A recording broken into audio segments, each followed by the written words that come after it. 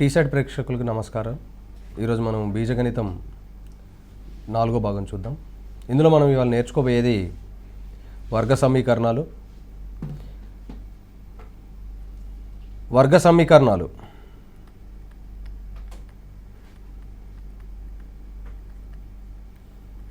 ఇందులో ఎలాంటి ప్రశ్నలు అడుగుతారో అవి చూద్దాం.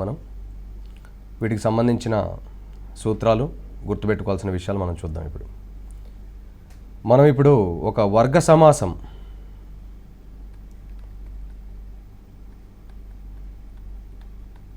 f(x) = ax² + bx + c అనే ఒక వర్గ సమాసం తీసుకున్నట్లయితే అది 0కి సమానమైనప్పుడు దాన్ని మనం వర్గ సమీకరణం అంటాము. అది ఏ x యొక్క విలువల వద్ద 0 అవుతుందో ఆ x విలువలని మనము మూలాలు అంటాం అన్నమాట. అంటే ఇప్పుడు x ఆల్ఫా బీటా మనం ఇందులో సబ్స్టిట్యూట్ చేసి 0 అవుతుందంటే అప్పుడు ఆల్ఫా బీటాలని మూలాలు అంటాము. 2 ఉండొచ్చు, 1 ఉండొచ్చు. ఏ x విలువ సబ్స్టిట్యూట్ చేసినా కానీ అది 0 కాకపోవచ్చు. దాని ప్రకారం మనం మూలాలు ఉన్నాయా, 2 ఉన్నాయా, 1 ఉన్నాయా చెప్పవచ్చు. కానీ ఒక వర్గ సమీకరణానికి మూలాలు 2 కంటే ఎక్కువైతే ఉండవు. దాని డిగ్రీ 2 కాబట్టి దానికి 2 మూలాల కంటే ఎక్కువ ఉండవు. 2 లేదంటే 1 మూలము, అంటే 2 మూలాలు సమానమైనప్పుడు 1 మూలం అనొచ్చు మనం, లేదంటే ఈక్వల్ రూట్స్ అనొచ్చు. అలానే మూలాలు కూడా ఉండకుండా ఉండొచ్చు.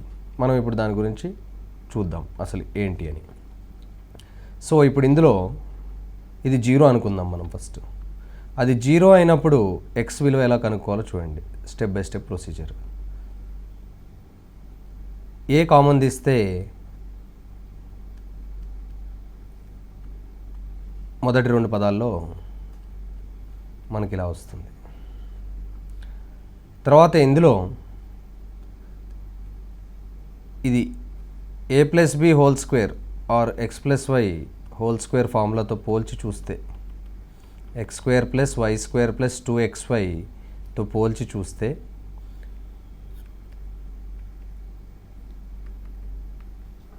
ఇది x² టర్మ్, ఇది 2xy టర్మ్ కావాలంటే దీన్ని b/2a అనుకొని 2 ముందర రాసుకుంటే ఇంటూ x ప్లస్ ఇప్పుడు x² టర్మ్ ఉంది, 2xy టర్మ్ ఉంది.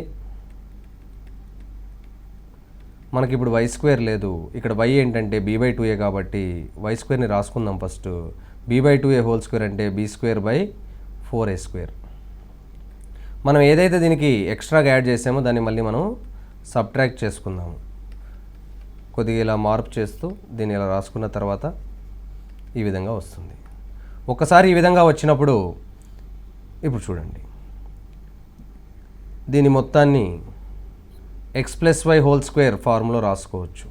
అంటే ఏమొస్తుంది ఇప్పుడు మనకి a × x + b/2a² minus b²/4a² అలానే ఉంటుంది, ప్లస్ c = 0 అవుతుంది. ఇప్పుడు a × x + b/2a² minus b²/4a, a × b²/4a² b²/4a అవుతుంది, ప్లస్ c = 0. దీని తర్వాత step a × x + b/2a² b²/4a minus c అవుతుంది. మైనస్ b² రైట్ సైడ్కి వెళ్తే plus b²/4a, plus c right సైడ్కి వెళ్తే మైనస్ c అవుతుంది. సో దీన్ని ఇంకొద్దిగా సింప్లిఫై చేసి రాసుకుంటే b² - 4ac/4a అని వస్తుంది. సో x + b/2a² ఇప్పుడు రాసుకుంటే b² - 4ac/ ఈ a రైట్ సైడ్ హారంలోకి వెళ్తుంది. సో 4a ఇంకో a రావడం వల్ల అది 4a² అవుతుంది. సో ఇప్పుడు x + b/2a² ఉంది కాబట్టి దానికి 2 మూలాలు ఉంటాయి, స్క్వేర్ కాబట్టి రూట్ వేసుకుంటే plus or minus square root of B square minus 4ac by 4a². దీన్ని ఇంకొద్దిగా సింప్లిఫై చేసి రాసుకుంటే x plus B by 2a is equal to plus or minus root of B square minus 4ac by 2a అని రాసుకోవచ్చు. Next step, ఈ plus B by 2aని కూడా right సైడ్కి తీసుకెళ్ళిపోతే కుడి పక్కకి plus or minus root of B square minus 4ac by 2a, ఇందులో ఉన్న 2aని కామన్ తీసుకుంటే minus B plus or minus root of B square minus 4ac by 2a. Plus or minus ఉందంటే ఇవి రెండు ఉన్నట్టు అనమాట. సో ఒకదాన్ని ఆల్ఫా అనుకుంటే minus B minus root of B square minus 4ac by 2a, ఇంకో మూలము minus B plus root of B square minus 4ac by 2a. So ఇలా రెండు మూలాలు వస్తాయన్నమాట మనకి. ఎప్పుడైతే ఇలా రెండు మూలాలు వచ్చాయో చూడండి ఏం చేసాము ముందు ఒకసారి మళ్ళీ.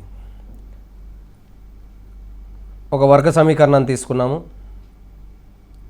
అంటే ఒక వర్గ సమాసం, అది సున్నాకి సమానమైనప్పుడు అది వర్గ సమీకరణం. అది సున్నాకి సమానం అవ్వాలంటే ఎక్స్ యొక్క విలువలు కనుక్కోవడానికి మనం ప్రయత్నించాం. సో ఆ యొక్క ఎక్స్ విలువలని మనం మూలాలు అంటాము. సో ఇది ప్రొసీజర్. హోల్ స్క్వేర్ ఫామ్లో రాసుకొని అక్కడి నుంచి ఎక్స్కి హోల్ స్క్వేర్ వచ్చే విధంగా మనం దాన్ని రాసి అక్కడి నుంచి కేవలం ఎక్స్ ఉండేటట్టుగా చేసుకొని ఆ స్క్వేర్ రూట్ రాసుకొని తర్వాత అక్కడి నుంచి x is equal to minus B plus or minus root of B square minus 4ac by 2a అని మనం తెచ్చుకున్నాము. సో ఇలా రెండు విలువలు వచ్చాక వీటిల్లో ఒక విలువని ఆల్ఫా అనుకున్నాం, ఒక విలువని బీటా అనుకున్నాం. సో వాటిని మూలాలు అంటాం. ఇప్పుడు మనం ఆల్ఫా బీటాలు మూలాలు. ఇందులో ఒక వర్గపు మూలం ఉంది చూడండి, root of B square minus 4ac. So ఈ బీ స్క్వేర్ మైనస్ 4ac విలువ ప్రకారము ఇది మూడు విధాలుగా ఉండొచ్చు. సున్నాకు సమానం అవ్వచ్చు, నెగిటివ్ అవ్వచ్చు, పాజిటివ్ అవ్వచ్చు. ఒక స్క్వేర్ రూట్లో నెగిటివ్ ఉండుంటే అది సంకీర్ణాలు వస్తాయి మనకు. అవి అప్పుడు మనం వాస్తవ మూలాలు లేవని చెప్పొచ్చు. సున్నాకి సమానమైతే ఈ రెండు ఉండవు కనుక రెండు minus B by alpha minus B by 2aకి, బీటా కూడా మైనస్ బి బై 2aకి సమానం అవుతాయి సున్నాకు సమానమైనప్పుడు. అదే పాజిటివ్ ఉందనుకోండి, రూట్ అది వాస్తవ సంఖ్య వస్తుంది కాబట్టి మనకి ఆల్ఫా బీటా రెండు వేర్వేరు పదాలుగా మిగిలిపోతాయి, మైనస్ అండ్ ప్లస్. సో ఇప్పుడు మనం వీటిని మరొకసారి చూద్దాం. A x square plus B x plus C is equal to 0 అయినప్పుడు అప్పుడు మనకు వచ్చే ఎక్స్ విలువలు ఆల్ఫా బీటా అనుకుంటే రెండు వచ్చే ఛాన్స్ ఉంది మ్యాక్సిమం. సో ఆ ఆల్ఫా బీటాల విలువలు మనకి minus B plus or minus root of B square minus 4ac by 2a అనమాట. సో ఇప్పుడు ఇక్కడి నుంచి మనం చూసుకుంటే ఇందులో బీ స్క్వేర్ మైనస్ 4acని మనము డెల్టా అనుకుందాం, విచక్షణి, డెల్టా విచక్షణి.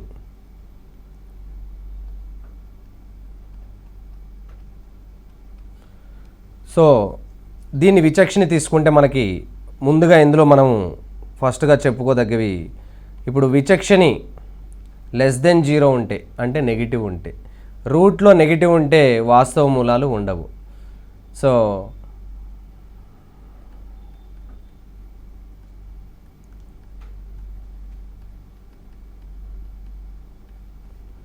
అలానే విచక్షణి 0 అయితే ఆల్ఫా బీటా సమానం అవుతాయి అన్నమాట,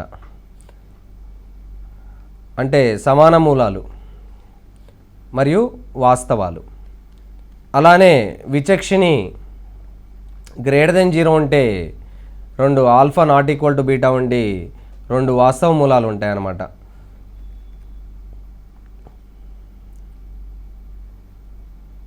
అవి minus B plus or minus root of.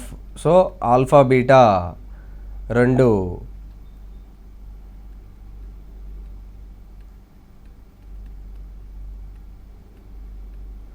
వాస్తవ మూలాలు ఉంటాయి.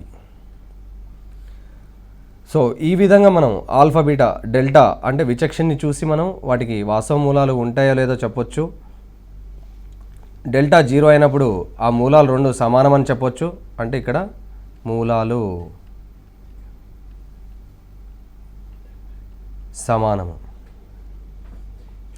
సో ఇక్కడ మరియు మూడో దాంట్లో ఇంకో పదం రాసుకోవాలి మనం. అది ఈ రెండు అసమానాలు అంటే సమానము కావు, రెండు వేరువేరుగా ఉంటాయి అన్నమాట. ఇప్పుడు ఇక్కడి నుంచి మనం అంటే విచక్షణ నుంచి ఈ విధంగా చెప్పుకోవచ్చు. అంటే దీన్ని మనం నిరూపక అక్షాల మీద గీసినట్టయితే అంటే y = ax² + bx + c అని తీసుకొని నిరూపక అక్షాల మీద గీసినట్టయితే దాని ఆకారం ఇలా వస్తుంది. అంటే ఇది y యాక్సిస్ డైరెక్షను, y అక్షం, ఇది x అక్షం.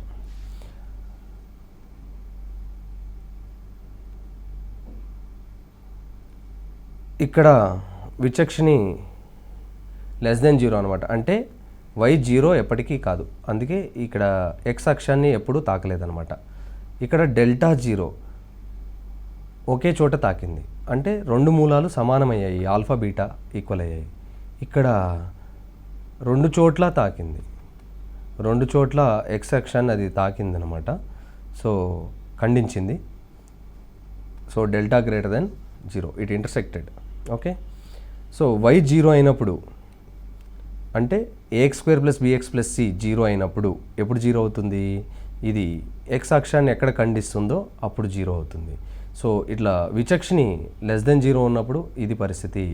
ఫస్ట్ సిచ్యువేషన్ అంటే సిచ్యువేషన్ నెంబర్ ఏ మనం ఒకటి రాసుకుంది, ఇది బి, ఇది సి.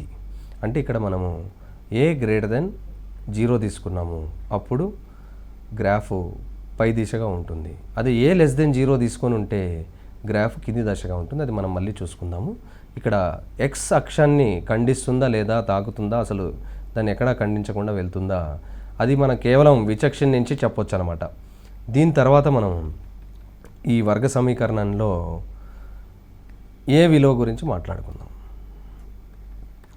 ఏ విలువలో a <0 ఉంటే y = ax² + bx + c యొక్క గ్రాఫ్ పై దిశగా ఉంటుంది. ఓకే. అంటే ఇది y యాక్సిస్ ఈ డైరెక్షన్లో తీసుకుంటే, మనం ఈ దిశలో తీసుకుంటే పై దిశగా ఉంటుంది. a <0 తీసుకుంటే y = ax² + bx + c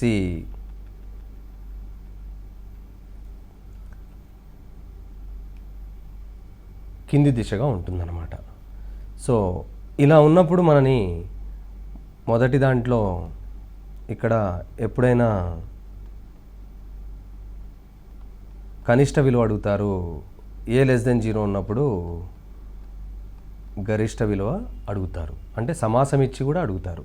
అంటే వర్గ సమీకరణము ఇచ్చినప్పుడు దానికి మూలాలు ఉంటాయి, అలానే సమాసం ఇచ్చి ax² + bx + c ఇచ్చి వాటి యొక్క కనిష్ట విలువ గరిష్ట విలువ ఏ x విలువ దగ్గర ఉంటుంది, అంటే x ఏ విలువ వద్ద అలా ఉంటుందని కూడా మనని ప్రశ్నలు అడగవచ్చు. అవి ఎలా ఉంటాయి మనం ఇప్పుడు చూద్దాము. మనం ముందుగా గుర్తుపెట్టుకోవాల్సింది ఇప్పుడు ఫస్ట్ ax² + bx + c, దీన్ని f(x) అనుకుందాం, వర్గ సమాసము. ఈ f(x) 0 అయినప్పుడు ఆల్ఫా బీటా రెండు మూలాలు ఉంటాయి, x విలువలు. ఆ మూలాలు -b ± (b² - 4ac/2a). సో ఇందులో మనం మూలాలని కూడితే ఏమొస్తుందో చూద్దాం. ఫస్ట్ మూలాలు కూడినప్పుడు -b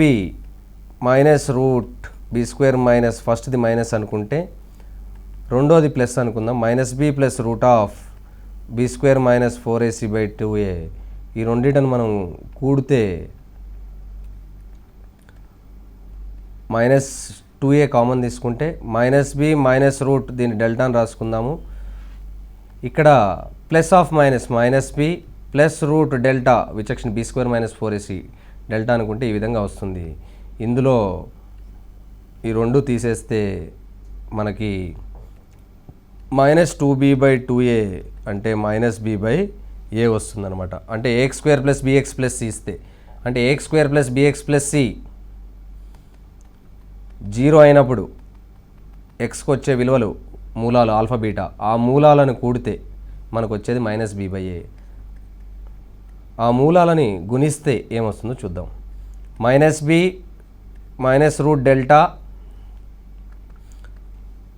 అంటే డెల్టా అంటే b² -4ac/2a into beta -b plus root of b² -4ac/2a. ఈ రెండింటిని గుణిస్తే ఏమొస్తుందో చూద్దాం. గుణించగా ఇప్పుడు మనం దీన్ని సరిగ్గా చూస్తే a minus b into a plus b రూపంలో ఉందన్నమాట. సో ఈ రెండింటిని గుణిస్తే a minus b into a plus bని మల్టిప్లై చేస్తే a² మైనస్ b² అవుతుంది. ఇక్కడ a బదులు -b ఉంది. సో a² మైనస్ b² సూత్రాన్ని మనం ఇక్కడ ఉపయోగిస్తే ఈ విధంగా అవుతుంది. అలానే ఈ రెండు హారాల్లో 2a ఉన్నాయి. రెండు 2aలని మనం అలానే హారంలో రాసుకుందాము. తర్వాత ఇది b², ఇది -b² minus of minus plus 4ac/2 into 2 4a². ఈ విధంగా వస్తుందన్నమాట. మనం ఇప్పుడు రెండు b²లని తీసేయగా 4ac/4a², 4a రెండు క్యాన్సిల్ అయిపోగా మనకు మిగిలేది c/a. 4a ఇందులో ఒక 4 ఒక a క్యాన్సిల్ అయిపోతే మనకు మిగిలేది c/a. అంటే ఇప్పుడు మనం ఇలాంటి ప్రశ్నలు అడగవచ్చు. అంటే ఒక వర్గ సమీకరణం ఇచ్చి ax² plus bx plus c = 0 యొక్క మూలాలు ఆల్ఫా బీటా అయితే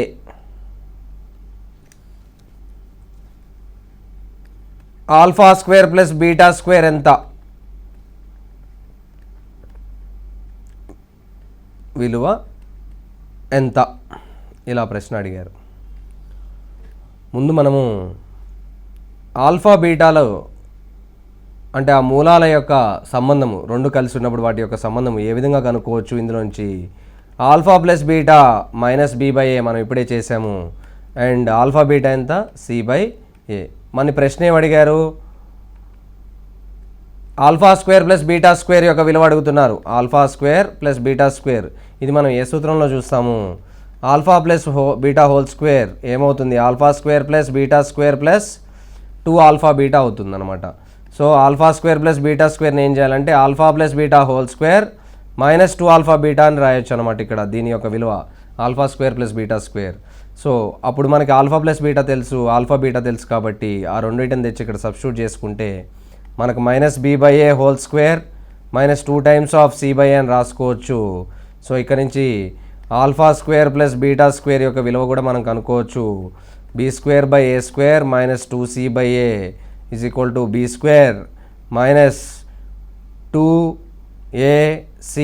b² -2ac/a². ఇలా మనం దీని యొక్క విలువను కూడా కనుక్కోవచ్చు అనమాట.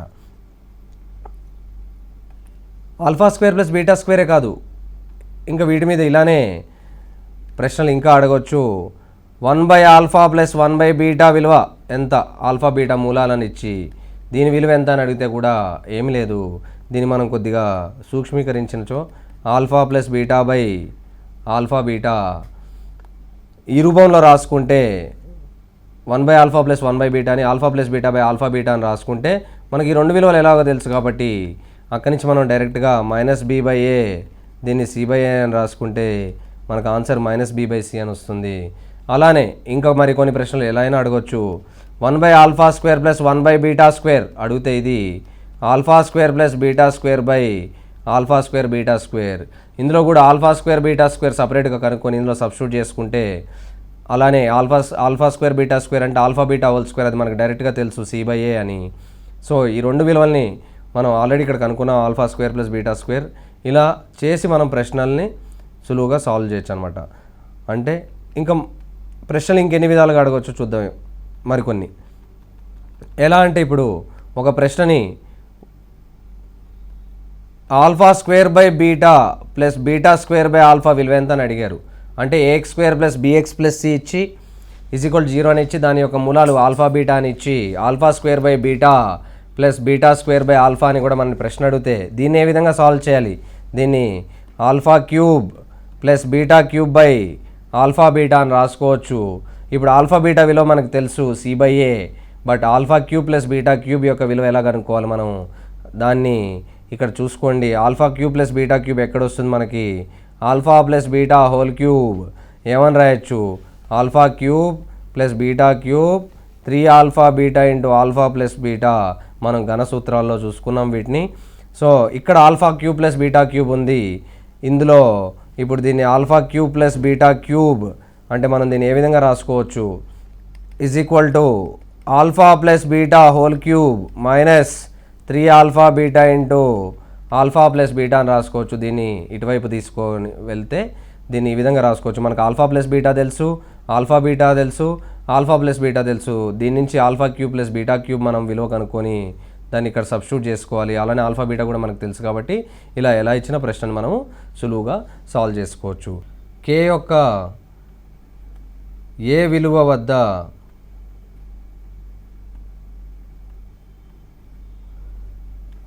x² - 2 into 5 plus 2k x plus 3 into 7 plus 10k is equal to 0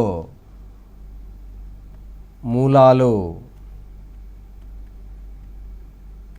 సమానంగా కలిగి ఉంటాయి.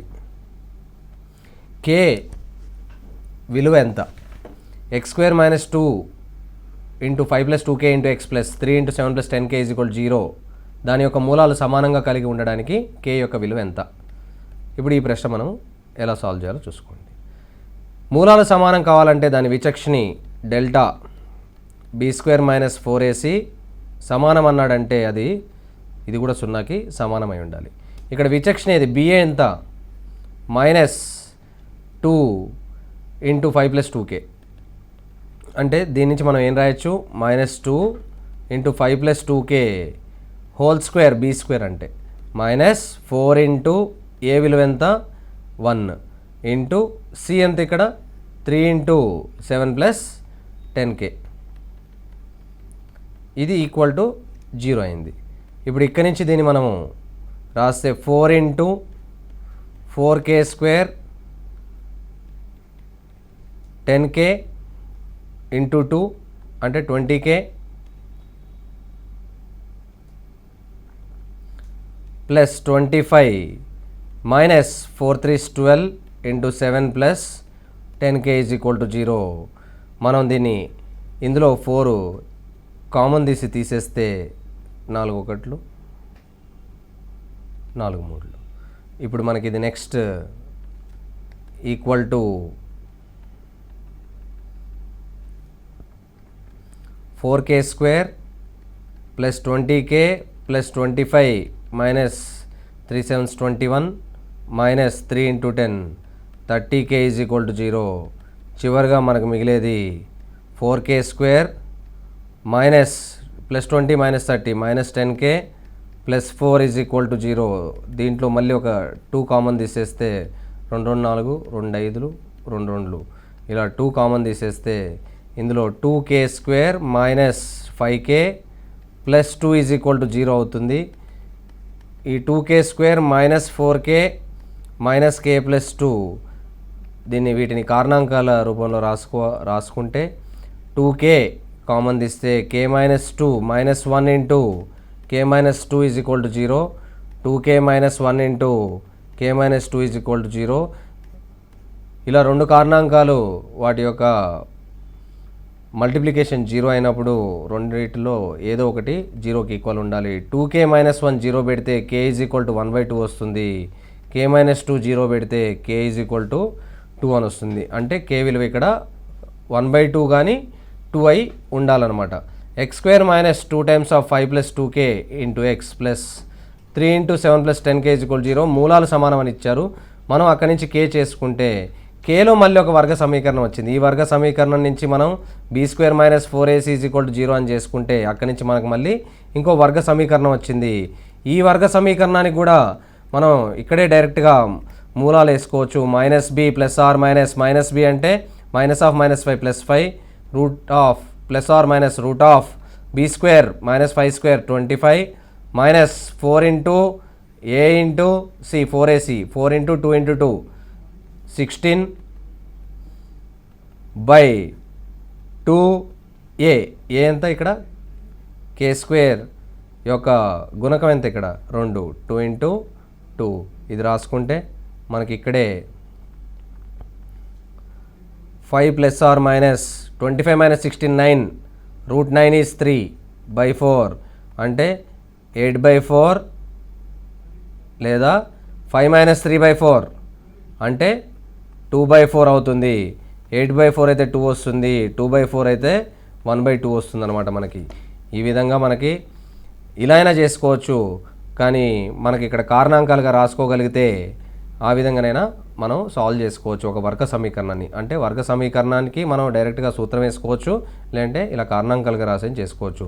ఒక వర్గ సమీకరణం నుంచి ఇంకో వర్గ సమీకరణం తయారైంది, దాని యొక్క మూలాలు కనుక్కున్నట్టు అనమాట. మనం ఇక్కడ కే యొక్క వర్గ సమీకరణం వచ్చిన కే యొక్క వర్గ సమీకరణం యొక్క మూలాలు మనం కనుక్కున్నాం. ఇక్కడ ఒకటి హాఫ్, ఒకటి 2 అనమాట.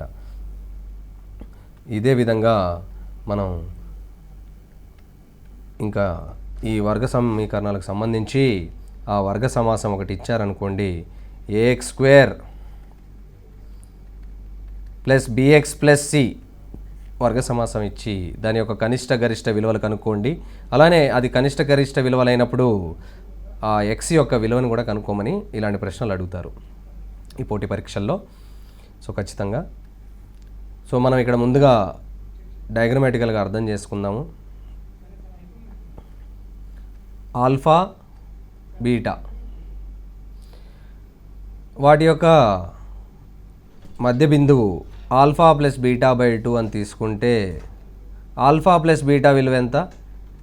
ఆల్ఫా బీటా మూలాలు అయితే -b/a, ఆల్ఫా ప్లస్ బీటా/2 -b/2a అంటే ఈ బిందువు -b/2a అంటే అక్కడ x యొక్క విలువ -b/2a అవుతుంది. అక్కడ f ఆఫ్ x యొక్క విలువ కనిష్ట విలువ అవుతుంది. అంటే f ఆఫ్ -b/2a మనం తీసుకుంటే దాని యొక్క కనిష్ట విలువ అవుతుంది అన్నమాట. ఎందుకంటే ఇది గ్రాఫ్ పైకి ఉంది కాబట్టి ఇక్కడ ఇది కనిష్ట విలువ అవుతుంది. అదే గ్రాఫ్ కింది దిశగా ఉంటే ఇలా ఉంటే అప్పుడు ఇది గరిష్ట విలువ అవుతుంది. కానీ రెండిటల్లో ఒకవేళ ఇది ఆల్ఫా బీటా అనుకుంటే మనము రెండింటిలో ఈ బిందువు మధ్య బిందువు -b/2aనే అవుతుంది. అంటే x -b/2a వద్ద f ఆఫ్ x కనిష్ట లేదా గరిష్ట విలువ కలిగి ఉండును. సో ఇప్పుడు కనిష్ట లేదా గరిష్ట విలువ f ఆఫ్ -b/2 అని మనం చెప్పొచ్చు. కనిష్ట ఎప్పుడు ఉంటుంది, గరిష్ట ఎప్పుడు ఉందో చూద్దాం. ఈ విధంగా ఉన్నప్పుడు కనిష్ట విలువ ఉంటుంది, ఈ విధంగా ఉన్నప్పుడు గరిష్ట విలువ ఉంటుంది. ఇందులో a > 0 అయి ఉంటుంది, ఇందులో a <0 అయి ఉంటుంది. అంటే a > 0 అయినప్పుడు మనకి కనిష్ట విలువ వస్తుంది, a <0 అయినప్పుడు మనకి గరిష్ట విలువ వస్తుందన్నమాట. కానీ మనం గుర్తుపెట్టుకోవాల్సింది రెండే విషయాలు ఇందులో. x -b/2a వద్ద f ఆఫ్ x కనిష్ట లేదా గరిష్ట విలువ ఉంటుంది.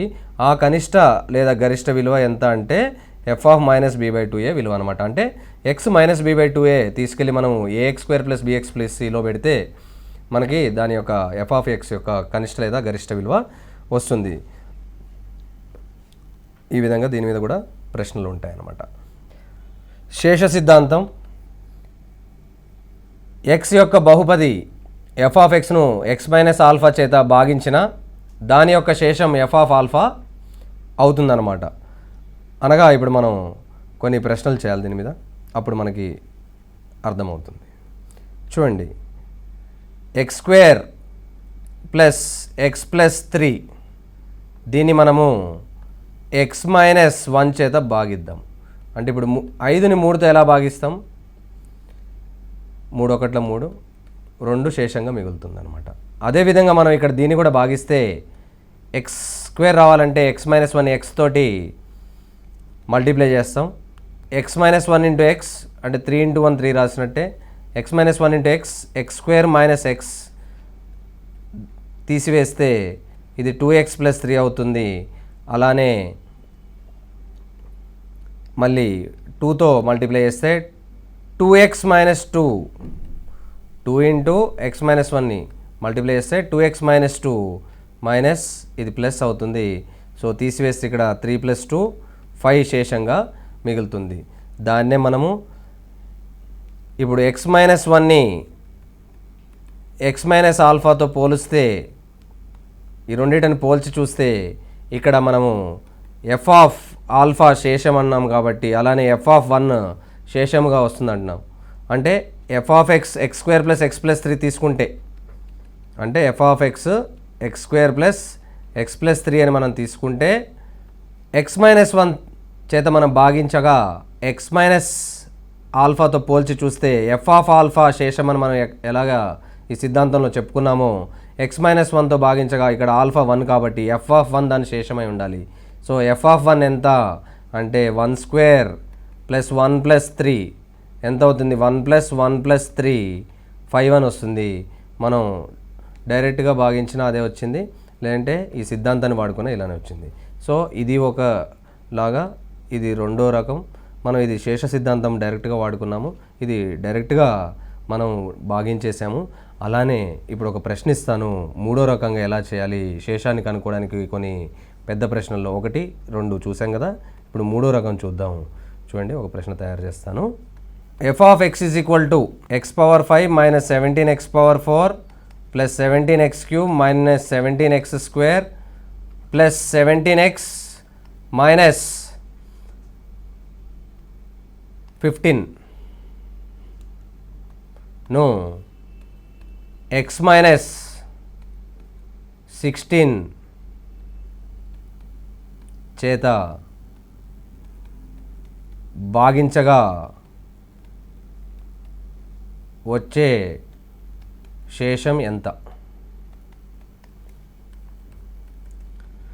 ఇదే ప్రశ్నని ఇంకోలా కూడా అడగవచ్చు. చూడండి, ఎఫ్ ఆఫ్ 16 విలువ ఎంత? ఇది కూడా రెండు సేమ్ ప్రశ్నలు. సో ఎక్స్ మైనస్ 16 చేత భాగించగా వచ్చే శేషం ఎంత అంటే, ఇప్పుడు మనం ఎక్స్ మైనస్ 16తో మొత్తాన్ని ఇక్కడ రాసుకొని మనం దీన్ని భాగించి చేయాలంటే చాలా టైం పడుతుంది. అది మొదటి పద్ధతి ఇక్కడ కుదరదు. లేదనగా ఎఫ్ ఆఫ్ ఎక్స్ను ఎక్స్ మైనస్ ఆల్ఫా చేత భాగిస్తే మనకి శేషం ఎఫ్ ఆఫ్ ఆల్ఫా అవుతుంది. ఎఫ్ ఆఫ్ ఎక్స్ని ఎక్స్ మైనస్ ఆల్ఫా చేత భాగిస్తే మనకి శేషము ఎఫ్ ఆఫ్ ఆల్ఫా అవుతుంది అనమాట. ఎఫ్ ఆఫ్ అంటే ఇప్పుడు ఇక్కడ కంపేర్ చేసుకోండి, ఎక్స్ మైనస్ 16 చేత భాగించగా ఎఫ్ ఆఫ్ ఎక్స్ని వచ్చే శేషం ఎంత? ఎఫ్ ఆఫ్ 16 అనమాట. ఎక్స్ మైనస్ 16 చేత భాగిస్తే అంటే మనం ఇదే కనుక్కుంటున్నాం కదా. అంటే రెండో ప్రశ్న కూడా అదే కదా. అంటే ఎఫ్ ఆఫ్ 16 విలువ కనుక్కోండి, విలువ ఎంత అని అడిగినా ఎక్స్ మైనస్ 16 చేత భాగించగా వచ్చే శేషం ఎంత అన్నా రెండు ఒకటే. అంటే మనం ఎఫ్ ఆఫ్ 16 కనుక్కోవాలి. ఎఫ్ ఆఫ్ 16 సబ్స్టిట్యూట్ చేద్దాం. మొత్తం ఫార్ములాలో సబ్స్టిట్యూట్ చేసుకుంటే, మొత్తం ఇచ్చిన ఈక్వేషన్లో సబ్స్టిట్యూట్ చేసుకుంటే 16 పవర్ 5 మైనస్ 17 ఇంటూ 16 పవర్ 4 మనం ఇలా 17 ఇంటూ 16 క్యూబ్ ఇలా కనుక్కోవాల్సి వస్తుంది అనమాట. సో 16 పవర్ 5 ఎన్ని కనుక్కోవాలంటే చాలా టైం పడుతుంది. మరి దీన్ని ఎలా చేయాలి? ఇప్పుడు ఇచ్చిన ప్రశ్నలో ఏదో చిన్న చేంజెస్ చేసుకుంటే మనం దీన్ని సులభంగా చేయొచ్చు. చూడండి, 16లు ఓకే, చూడండి అందుకే 17లు ఇచ్చాడు అన్ని మనం దీన్ని సులభంగా చేయడానికి. ఎలానో చూడండి, మైనస్ 16x పవర్ 4 17లన్నిటినీ మనకి ఇచ్చిన 16 విలువకి ఏ విధంగా సంబంధం ఉన్నాయి చూడండి. ప్రతి 17ని 16 ప్లస్ 1 అని రాసుకోవచ్చు కాబట్టి 17ని 16 ప్లస్ 1 అని రాసుకుంటే minus 17x power 4 is equal to minus 16x power 4 minus x power 4 minus 17x power 4 సరిపోయింది. +17 ఉన్న దగ్గర +16 +1 అని రాసుకుందాము. +16x³ +x³ -17 ఉన్న దగ్గర -16 -1 అని రాసుకుందాము. +17 సో మళ్ళీ +16 +1 దీన్ని ఇలానే వదిలేద్దాం, చూద్దాం లాస్ట్లో. సో ఇది మన f(x) అయింది. ఇప్పుడే సబ్స్టిట్యూట్ చేసుకోవద్దు f(16). మన f(x) ఎంతో చూద్దాం ఇప్పుడు ఏ విధంగా కనుక్కోవాలి. అంటే ఇది మనం థర్డ్ స్టైల్లో చేస్తున్నాం అనుకుందాం. x⁴ కామన్ తీద్దాం. మొదటి 2 పదాల్లో x - 16 అయింది. తర్వాతి 2 పదాల్లో x³ కామన్ తీద్దాం, x - 16 అయింది. తర్వాత 2 పదాల్లో x² కామన్ తీద్దాము, అప్పుడు x - 16 అయింది.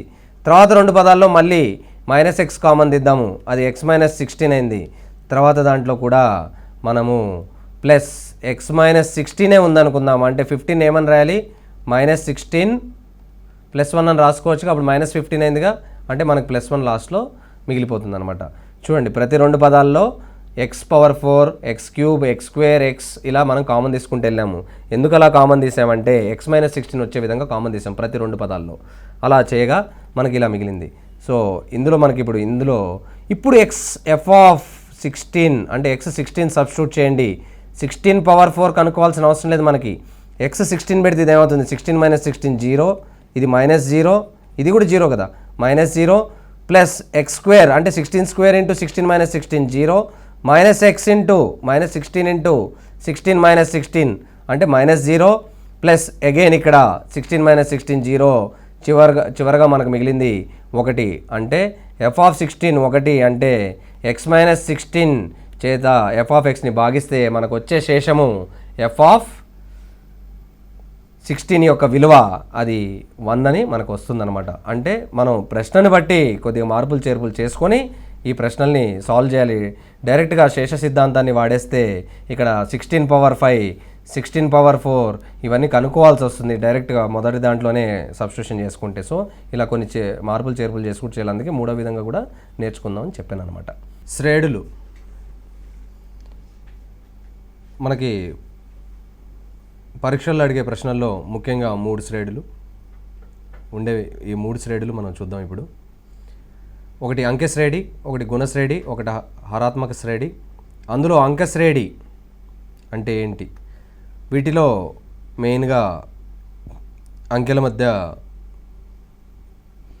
అంటే వాటి యొక్క పదాలు మనం వరుసగా రాస్తాం. అంటే ఇప్పుడు 2, 4, 6, 8, 10 ఇలా రాసామనుకోండి. వీటి మధ్యలో పదాంతరం ఎంత ఉంది, డిఫరెన్స్ 2, 2, 2, 2 ఇలా ఒకే పదాంతరం ఉంటే అది అంకెశ్రేణిలో ఉందని చెప్పొచ్చు. అలానే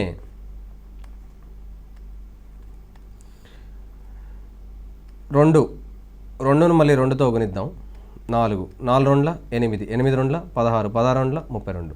ప్రతిదాన్ని మనం 2తో మల్టిప్లై చేసుకుంటూ వెళ్ళాము. అలా చేసుకుంటూ వెళ్తే దాన్ని గుణశ్రేణి అంటారనమాట. ఇదే అంకెశ్రేణిని మనము వాటి విలోమాలు రాసుకుంటే 1/6, 1/8, 1/10. దీన్ని మనము ఇలా వచ్చిన శ్రేణిని మనము హరాత్మక శ్రేణి అంటాము. ఇలా వస్తే మనం దీన్ని గుణ శ్రేణి అంటాం అన్నమాట.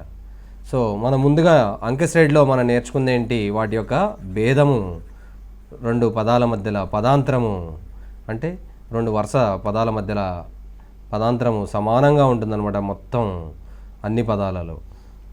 సో అంటే ఇప్పుడు మొదటిది ఏ అనుకుంటే రెండోది a+d, అంటే రెండిటికి డిఫరెన్స్ ఎంత, డిఏ కదా, అంటే దీనికి డీని కూడొచ్చు తీసివేయచ్చు, d ప్లస్ ఉండొచ్చు మైనస్ ఉండొచ్చు, ఆ విధంగా అది కూడిక అవ్వచ్చు, అందులోంచి తీసివేత కూడా అవ్వచ్చు. అంటే a -2 కూడా వచ్చు, అంటే d -2 అనమాట. ఇక్కడ 2ని తీసివేస్తాము అంటే పదాంతరం -2 అని చెప్పొచ్చు. ఏ మొదటి పదము. అలానే దీని నుంచి మళ్ళీ ఇంకో పదానికి ఇంకో d యాడ్ చేయాలి. సో dకి ఇంకో d యాడ్ చేస్తే +2d అవుతుంది. అలానే ఇంకో d యాడ్ చేస్తే 3d ఇలా వెళ్తుంది. మొదటి పదంలో 0 dలు ఉన్నాయి, రెండో పదంలో 1 d ఉంది, మూడో పదంలో 2 dలు ఉన్నాయి, నాలుగో పదంలో 3 dలు ఉన్నాయి, ఐదో పదంలో 4 dలు ఉంటాయి. అలానే ఎన్నవ పదంలో n-1 dలు ఉంటాయి. అంటే n-1 డీలు ఉంటాయి. అంటే ఇప్పుడు చూడండి, ఎన్ ఒకటి పెట్టండి, ఇందులో ఏనే మిగులుతుంది అంటే మొదటి పదం వస్తుందన్నమాట. అంటే ఇది ఎన్నవ పదం అన్నమాట, ఎన్నవ పదం. అలానే ఇప్పుడు ఒక అంకె శ్రేణిలో ఏ మొదటి పదం అనుకొని డి దాని యొక్క పదాంతరము, ఆ శ్రేణి యొక్క పదాంతరము అయ్యుండి, అలానే ఏ ప్లస్ ఎన్ మైనస్ 1 ఇంటూ డి దాని చివరి పదం అయి ఉంటే, అంటే దీని చివరి పదం అనుకుందాం మనం, ఎల్. ఏ మొదటి పదము, ఎల్ చివరి పదము. ఇక్కడ ఇది ఎన్నవ పదము. సో ఇప్పుడు మనం గుర్తుపెట్టుకోవాల్సిన సూత్రాలు.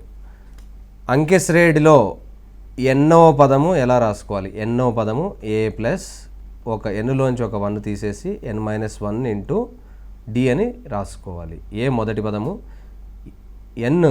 ఎన్నో పదము సూచిస్తుంది, డి పదాంతరం, కామన్ డిఫరెన్స్ అంటారనమాట పదాంతరం, n-1 ఇంటూ డి. సో అలానే ఇప్పుడు మనం ఒక అంకె శ్రేణి తీసుకొని దాంట్లో ఇది చివరి పదము అనుకొని మనం తీసుకొని చేస్తున్నాం అనమాట.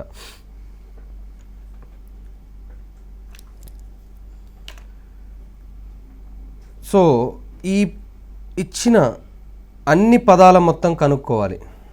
ఎన్నో పదం కనుక్కోవడం ఇది ఒకటి.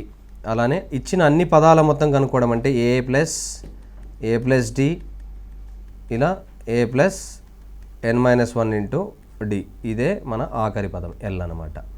సో ఇప్పుడు ఇందులో 1 2 అలా ఎన్ని ఏళ్ళు ఉంటాయి? ఎన్ పదాలు ఉన్నాయి కాబట్టి ఎన్ని ఏళ్ళు ఉంటాయి అంటే ఎన్ ఇంటూ ఏ ప్లస్ డి. మూడో పదంలో 2d, నాలుగో పదంలో 3d, అలా ఎన్నో పదంలో n-1 ఇంటూ డి మనకి మిగులుతాయి. ఏలన్నీ ఒక దగ్గర, డీలన్నీ ఒక దగ్గర రాసుకున్నాము. అలా రాసుకున్నాక డీని కామన్ తీస్తే మనకి 1 + 2 + 3 + అప్ టు n-1 వచ్చింది. అంటే ఇది మన మొదటి సహజ సంఖ్యలు, natural numbers, n-1 natural numbers యొక్క మొత్తం అన్నమాట. అంటే అది ఎలా రాసుకుంటాం మనము? n-1 వరకు అయితే n అయితే n ఇంటూ n+1/2 అని రాసుకుంటాము. n-1 అయితే n-1 ఇంటూ n-1 + 1 అంటే n అవుతుంది /2 అని రాసుకుంటాం అన్నమాట. ఇప్పుడు ఇందులో మనము n/2 కామన్ తీసుకుంటే NAలో n వెళ్ళింది, /2 చేసాం కాబట్టి ఇంటూ 2 చేయాలి, 2a ప్లస్ ఇందులో n/2 వెళ్ళిపోతే n-1 ఇంటూ డిఏ మిగులుతుంది మనకి, అది n-1 ఇంటూ డి అని మనం రాసుకుంటాం అన్నమాట. సో దీన్ని ఇంకో రూపంలో రాసుకుంటే ఏని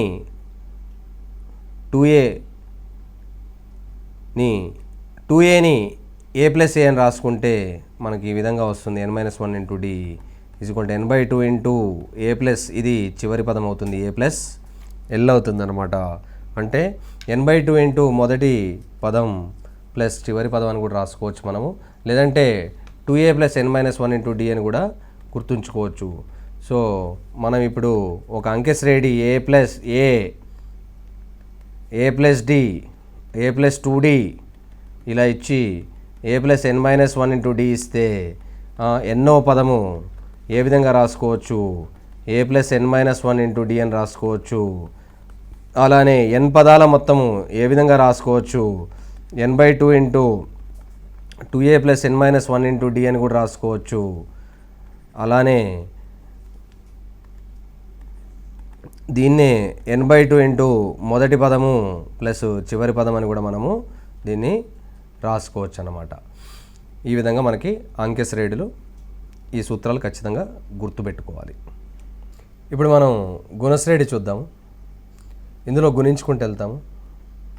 ఆర్తో గుణిస్తున్నాం అనుకోండి, ఏఆర్ ఇంకో into R, A R into R, AR², AR³ ఇలా వెళ్తే AR⁻n-1 అంటే ఇది ఎన్నవ పదము. ఎందుకు? మొదటి దాంట్లో R⁻0 ఉంది, రెండో దాంట్లో R⁻1 ఉంది, మూడో దాంట్లో R²2 ఉంది, మూడో దానికి 2 ఉన్నప్పుడు ఎన్నో దాంట్లో n-1 ఉంటుంది అనమాట. సో మనం ఇప్పుడు ఇది గుణశ్రేణులు ఉందని చెప్పుకోవచ్చు. ఆర్ ఇప్పుడు ఎన్నో పదం అని అడిగితే A into R power n minus 1 అని రాసుకోవాలి. ఇక్కడ ఆర్ ఏంటి? సాధారణ నిష్పత్తి, కామన్ రేషియో అంటాం అనమాట ఆర్ని. సో ఇప్పుడు ఈ విధంగా ఇందులో కూడా అంకె శ్రేణి లాగానే మొత్తం అడగవచ్చు అనమాట. మొత్తం అడిగినప్పుడు A plus AR square, AR cube, అలా A into R power n minus 1 వరకు మనం రాసుకుంటాం. ఇందులో ఏ కామన్ తీయచ్చు, కానీ ఆర్ అలానే ఉండిపోతుంది. 1 + r square plus R cube R power n minus 1 n పదాల యొక్క మొత్తం కనుక్కుంటున్నాం మనం. ఎన్నో పదం n పదాల యొక్క మొత్తం కనుక్కుంటున్నాం అనమాట. n పదాల మొత్తం ఇప్పుడు ఎలా అంటే మనం చూద్దాము. ఇప్పుడు చూడండి, సింపుల్గా అర్థం చేసుకోవాలంటే ఇది 1 + x ఇంటూ 1 - x ఏమవుతుంది? 1 - x స్క్వేర్ అవుతుంది. 1 + x స్క్వేర్ ఇంటూ 1 - x ఏమవుతుంది? 1 - x క్యూబ్ అవుతుంది. చూడండి, అలానే మనం ఇలానే రాసుకుంటూ వెళ్తే 1 + x square plus x cube into 1 - x ఏమవుతుంది? 1 - x పవర్ 4 అవుతుంది. చూడండి, ఇది మల్టిప్లై చేసి కూడా చెక్ చేసుకోవచ్చు. ఇది ఏం లేదు, 1 క్యూబ్ మైనస్ x క్యూబ్ ఎంత? 1 - x ఇంటూ 1 + x స్క్వేరే కదా మనం రాసుకునేది. అంటే ఈ రెండింటి మల్టిప్లై చేస్తే మనకు 1 - x క్యూబే వస్తుంది. అలానే ఇప్పుడు ఇక్కడ మనము 1 + r square plus r cube plus and so on r power n minus 1, దీన్ని 1 - r తోటి మల్టిప్లై చేసి 1 - r తో డివైడ్ చేద్దాము. ఇప్పుడు ఈ రెండింటిని కలిపితే n 3 అనుకోండి. ఫర్ ఎగ్జాంపుల్ n 3 అయినప్పుడు ఇదే కదా, 1 + x స్క్వేర్ ఇంటూ 1 - x ఏమవుతుంది? 1 - x క్యూబ్ అంటే r - 1 వరకు ఉన్నప్పుడు r పవర్ n అవుతుంది ఇక్కడ. అలాగే సో మనం ఇప్పుడు దీన్ని ఇంకా సింప్లిఫై చేసుకొని రాసుకుంటే డైరెక్ట్గా ఏ ఇంటూ 1 -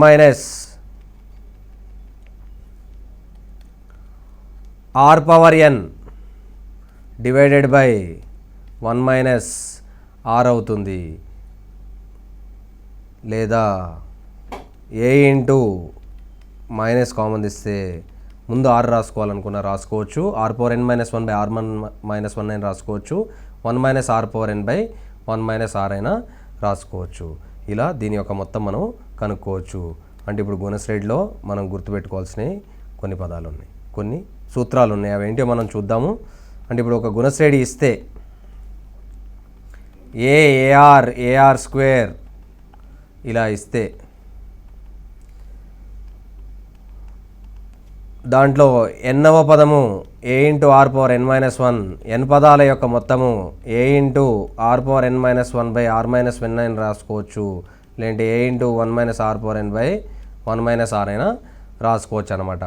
అలానే ఇందులో ఇంకోటి ఉంటుంది, ఒకలా ఏఆర్ స్క్వేర్ ఇలా ఇవి అనంతం ఉంటే ఎలా, వీటి యొక్క మొత్తం ఎంత అంటే n అనంతమైనప్పుడు, అంటే అనంత పదాలు ఉన్నప్పుడు ఎలా, అనంత పదాలు ఉన్నప్పుడు మొత్తం దాని యొక్క ఏ ఇంటూ ఆర్ పవర్ n లేదంటే 1 - r power n by 1 - r అని రాసుకొని n ఇక్కడ టెండ్స్ టు ఇన్ఫినిటీ అనమాట.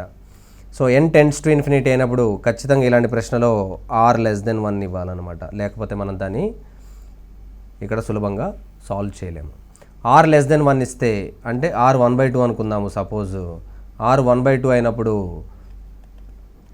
r స్క్వేర్ ఏమవుతుంది? 1/4, r క్యూబ్ ఏమవుతుంది? 1/8, r పవర్ 4 2 పవర్ 4 1/16 అలా అలా అలా అంటే 1/2 1/4 కంటే పెద్దది, 1/4 1/8 కంటే పెద్దది, 1/16 అంటే ఇట్లా మనం పవర్ పెంచుకుంటూ పోతుంటే తగ్గుతూ వెళ్తుందనమాట. చివరికి అది పవర్ 100కి వెళ్తే 1/2 పవర్ 100 ఇంకా చిన్న వాల్యూ అవుతుంది. అలా అది ఇన్ఫినిటీకి వెళ్ళిపోతే అది 0కి సమానం అవుతుందన్నమాట. అంటే r పవర్ n ఇన్ఫినిటీకి వెళ్తుంటే అది 0కి సమానం అవుతుంది. సో అప్పుడు ఇది శూన్యం అవుతుంది. r పవర్ n r < 1 ఉన్నప్పుడు మాత్రమే. అప్పుడు ఏ ఇంటూ 1 - r పవర్ n 1 మిగులుతుంది, ఏ బై 1 - r అని మనం రాసుకోవచ్చు అనమాట. అంటే అనంత పదాలు ఉన్నప్పుడు r < 1 ఉన్నప్పుడు ఈ సూత్రాన్ని కూడా మనం గుర్తుపెట్టుకోవాల్సింది ఉంది. లేకపోతే ఈ రెండు సూత్రాలు మామూలుగానే మనం గుర్తుపెట్టుకోవాలి. ఇప్పుడు మనం హరాత్మక శ్రేణి చూద్దాము. ఇందులో ఏబిసిలు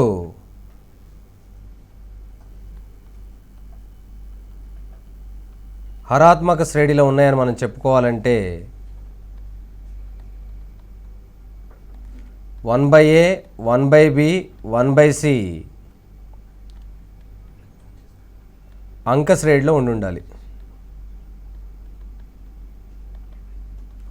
అంటే ఇప్పుడు చూడండి, ఎగ్జాంపుల్ తీసుకుందాం. ఇలాగనే చెప్పుకున్నాం మనం 2 4 6 8 ఇవి అంకె శ్రేణిలో ఉన్నాయి. అప్పుడు 1/2 1/4 1/6 1/8 ఖచ్చితంగా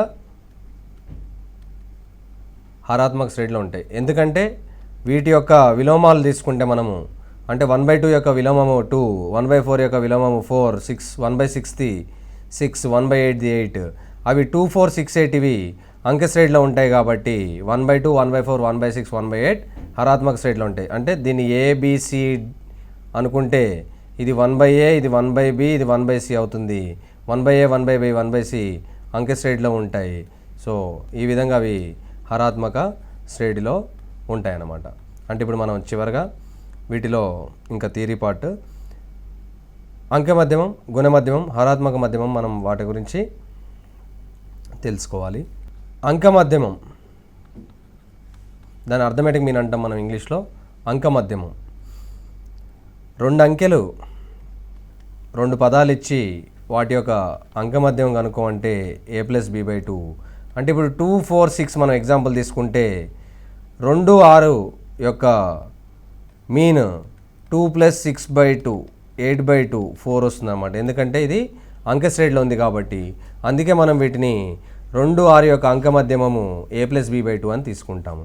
అలాగే మనం గుణమధ్యమము ఏబీలది =√ab అని తీసుకుంటాము. ఎందుకంటే 2 4 8 2 × 2 4 4 × 2 8 ఇవి గుణశ్రేణిలో ఉన్నాయి కాబట్టి 2. ఇప్పుడు చూడండి, √2 × 8 తీసుకుంటే మనము √16 4 అవుతుంది. కాబట్టి అంటే ఈ రెండిటి యొక్క మిడిల్ నెంబర్ ఒకవేళ మనం ఈ గుణశ్రేణి తీసుకుంటే అది 4 వస్తుంది. చూడండి, అందుకే ఈ రెండింటి యొక్క గుణమధ్యమము √ab అవుతుంది అనమాట. అంటే ఏబిసి అంటే ఇప్పుడు ఏబిసిడి గుణమధ్యమంలో ఉంటే బి కావాలనుకుంటే అది √ac అని రాసుకోవచ్చు మనం డైరెక్ట్గా. అలానే హరాత్మక మధ్యమము అది 2ab/a+b అని మనం తీసుకోవచ్చు అన్నమాట. సో ఇందులో ఇది ఈ రెండు చాలా ముఖ్యము. ఎలా అంటే ఇది మనం ప్రూవ్ చేసుకోవాలి. అంకె మధ్యమము గుణమధ్యమం కంటే చిన్నగా ఉండదు. అది దానికంటే పెద్దది లేదంటే దానికి సమానమై ఉంటుంది ఎప్పుడైనా. అంటే అర్థమెటిక్ మీన్ > జామెట్రిక్ మీన్ ఎప్పుడు అది ఎప్పుడు మనము ఈ రెండు ఇచ్చిన 2 పదాలు 0 కంటే ఎక్కువ అని తీసుకుంటే, తర్వాత √a - √b కి హోల్ స్క్వేర్ పెడదాం. ఇది ఎప్పుడు > 0. దేనికైనా స్క్వేర్ పెడితే అది నెగిటివ్ ఉండదు, ఖచ్చితంగా 0 లేదంటే అంతకంటే ఎక్కువగానే ఉంటుంది. సో పాజిటివ్ అయి ఉండాలి లేదంటే 0కి సమానమై ఉండాలి. ఏబి > 0 కాబట్టి √a √b తీసుకోవచ్చు మనము. అందుకే ఏబి > 0 అయి ఉండాలి. ఇప్పుడు మనం దీన్ని స్క్వేర్ చేసుకుంటే √a whole square a √b whole square b -2√ab > 0 అంటే a+b > 2√ab. 2ని 2 చేత భాగిస్తే ఇరువైపులా a+b/2 > √ab. అంటే మనము అర్థమెటిక్ మీన్ > జామెట్రిక్ మీన్ రాసుకోవచ్చు. అంకె మధ్యమం గుణమధ్యమం కంటే ఎక్కువ సమానం ఉంటుంది. అలానే మనం దీన్ని కూడా ప్రూవ్ చేసుకోవచ్చు రివర్స్లో రాసుకుంటే. అలానే మనం ఇది హరాత్మక మధ్యమం కంటే కూడా ఎక్కువగా ఉంటుందని చెప్పుకోవచ్చు. మనకి ఈ విషయం కూడా తెలిస్తే మంచిది, కానీ ఎక్కువగా ప్రశ్నల్లో మనం దీన్ని వాడుకుంటాం. చివరిగా ఈ శ్రేణుల మీద ఇప్పుడు అంకె శ్రేణి పదము ఎన్నవ పదము a+n-1 × d అని గుర్తుపెట్టుకోవాలి. మొత్తము n/2 × 2a + n-1 అని గుర్తుపెట్టుకోవాలి, లేదంటే మొదటి పదము ప్లస్ చివరి పదము అని గుర్తుపెట్టుకోవాలి. అలానే గుణశ్రేణిలో ఎన్నో పదము a into r power n-1 అని గుర్తుపెట్టుకోవాలి. వాటి యొక్క మొత్తము a into r power n-1 -1 కింద ఉంది, -1 ఇక్కడ n పక్కన బై r-1 లేదా a into 1 - r power n by 1 - r. ఇందులోనే ఒకవేళ అనంత పదాలు ఇస్తే r 1 కంటే తక్కువ విలువ అయితే s a బై 1 - r అని మనం గుర్తుపెట్టుకోవాలి. అదేవిధంగా మనం ఇందులో గుర్తుపెట్టుకోవాల్సింది అంకమధ్యమం, గుణమధ్యమం, హరాత్మక మధ్యమం. అంకమధ్యమం greater than or equal to గుణమధ్యమం, arithmetic mean greater than or equal to geometric mean, అలానే greater than or equal to harmonic mean. అంటే a, b రెండు గ్రేటర్ దాన్ 0 తీసుకుంటే మనకు a plus b by 2 greater than or equal to √ab greater than or equal to 2ab by a plus b అవుతుందన్నమాట. So ఇందులో మనకి ఇది చాలా ముఖ్యం, మనం చాలా ప్రశ్నల్లో వాడుకుంటాము. వచ్చే క్లాస్లో మనం వీటి మీద ప్రశ్నలు, ఈరోజు జరిగిన పూర్తి థియరీ మీద ప్రశ్నలు, ఈ అంకెశ్రేణులు, గుణశ్రేణులు వీటి మీద వచ్చే ప్రశ్నలు, అలాగే వర్గ సమీకరణాల మీద ప్రశ్నలు, చాలా ముఖ్యమైన ప్రశ్నలు మనము వచ్చే క్లాస్లో చేద్దాం.